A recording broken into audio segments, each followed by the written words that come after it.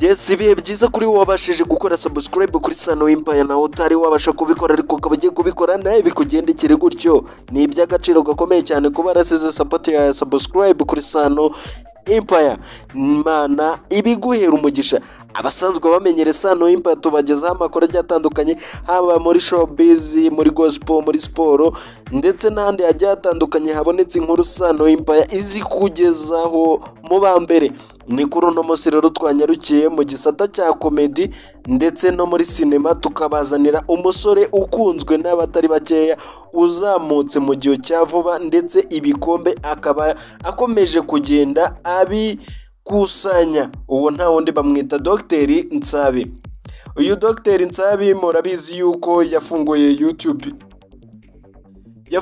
YouTube channel yiwe nyuma yuko yakomeje kugenda akorana n'abandi bagiye batandukanye, ariko cyane cyane channel yamukoreye akaba ari yo kwa Kiramani ubwo yakoranaga na boss we. N'ubu ngubu bagikorana Kiramani, ariko nyuma yaho murabizi yuko abakozi bose ba Kiramani hafi ya bose basigaye bafite amacano.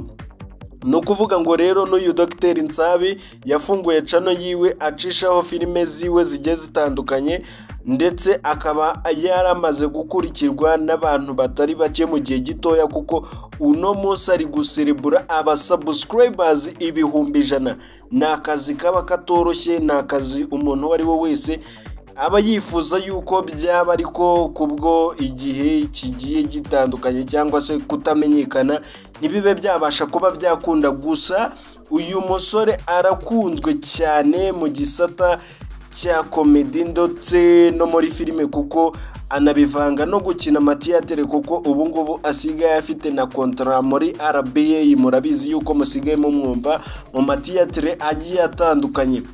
Uyu Dr Nsabi murabizi yuko akina kwa Kiramani ndetse akaba yarabanjirije kuri channel yiwabo i Musanze bita Irebero TV, na n'ubu akaba ajyayo rimwe na rimwe bitewe nuko uyu Dr Nsabi asigaye atuye mu mujyi wa Kigali ndetse akaba afite n'amakontara menshi agiye atandukanye, haba mu kwamamaza haba ndetse no kuba ajya kwifatanya n'abandi mu bigiye bitandukanye kugira ngo babashe kuba bashyira ibikorwa byabo hanze.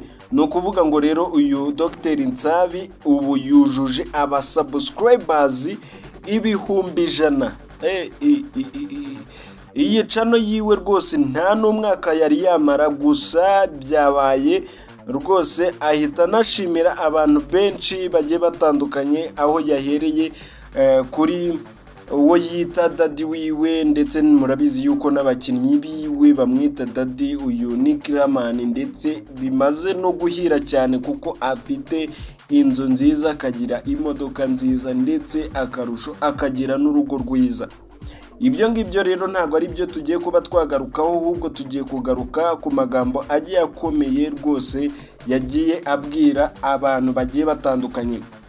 Nkuko mubizi nababwiye yuko rwose uyu Dr Nsabi yahereye kuri channel yiwabo i Musanze bita Irebero TV, ikiniraho bigiye bijya ndetse hakaba hariho Nora Musaza nawe bakinana.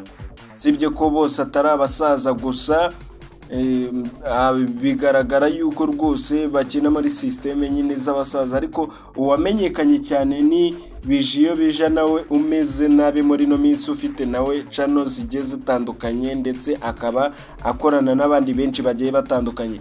Yavuze ati rwose ndabashimira cyane byimazeyo cyane Bigiyo bijya Kiramani, aho yavuze rwose ko yamufashije abandi bari bamwanze, aho yamutoranyije Clapton Kibonke yamwanze, ndetse ashimira na Emile wamukoresheje ibiganiro atari yagira izina nubwo byari bigoye ariko akabikora, ndetse agena no kuri Yago avuga yuko nawe ari uko rwose yamukoresheje ibiganiro agatuma abantu bagenda bamumenya.